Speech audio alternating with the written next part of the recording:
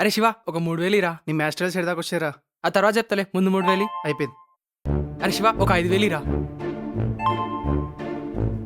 అరే శివ, ఒక 30,000 ఇరా, శాలరీ రాగానే ఇస్తా. అరే శివ, ఒక 10,000 ఇరా, శాలరీ రాగానే ఇచ్చేస్తారా? అర్జెంట్ ఉందిరా. అరే శివ, ఒక 50,000 ఇరా, శాలరీ పడగానే అన్నీ ఒకటేసారి ఇచ్చేస్తా. ఎట్లా కనిపిస్తారా నీకు? నా జీతం మొత్తం నువ్వు వేసుకున్నావు కదా, ఏం చేస్తున్నావు? నేనా పైసలు అరే, తీసుకొని కొంచెం పర్సనల్ రా, ఇప్పుడైతే ఒకసారి ఏం పంపి. చేస్తున్నావు చెప్పు అసలు నాకు. ఒక లోకల్ డేటింగ్ యాప్ ఇన్స్టాల్ చేసినారా. యాప్ నుండి నాకు ఒక కాల్ వచ్చింది. ఫస్ట్ 3,000 రూపీస్ రిజిస్ట్రేషన్ ఫీ కట్టమంటే కట్టినారా. తర్వాత మళ్ళీ కాల్ వచ్చింది. 5,000 కట్టి మెంబర్షిప్ తీసుకోవాలన్నారా. 5,000 కట్టి మెంబర్షిప్ తీసుకున్నా. తర్వాత మళ్ళీ అడ్వాన్స్ 30,000 పే చేయమన్నారు. చేయగానే ఈసారి అమ్మాయి నెంబర్ పంపించారు. ఇమీడియట్గా అమ్మాయికి ఫోన్ చేసిన. హాయ్ సార్, మీరు నా ప్లేస్కి రావద్దు, నేనే మీ ప్లేస్కి వస్తాను. 3,000 రూపీస్ ట్రావెలింగ్ ఛార్జ్ పే చేయండి, ఈరోజే కలుద్దాం. సరే అని అమౌంట్ పంపించి వెయిట్ చేస్తున్నారా. కానీ ఆమె రాలే. నెక్స్ట్ టైం మళ్ళీ ఆమెనే ఫోన్ చేసింది.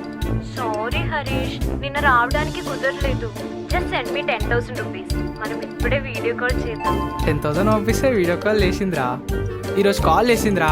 బ్యాలెన్స్ అమౌంట్ 50,000 పంపిస్తే కలుస్తా అన్నది. కొంచెం వీరా అర్థం చేసుకోరా. పాగలని మారా, ఇన్ని రోజులు దీనికా నువ్వు పైసలు తీసుకుంది? పైసలు మొత్తం ఖరాబ్ చేసినావు కదా అయినా. ఇప్పుడు 50,000 ఇస్తా నేను కలుస్తాను అనుకున్నావా? ఇంకా అర్థం కాలే.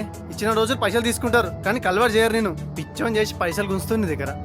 ఇదంతా పెద్ద ఫ్రాడ్ రా. ఫస్ట్ పోయి పోలీస్ స్టేషన్లో కంప్లైంట్ ఇవ్వు. జీతం పడ్డట్టుంది, నేను పంపిన పైసలు నాకు పంపించేసి. ఆన్లైన్ డేటింగ్ యాప్స్ ముసుగులో పడి మీ డబ్బుని వృధా చేసుకోకండి. ఆన్లైన్లో ఎక్కడైనా ఆన్లైన్ డేటింగ్ యాప్స్ కానీ వెబ్సైట్స్ కానీ కనిపిస్తే ఓపెన్ చేయకండి.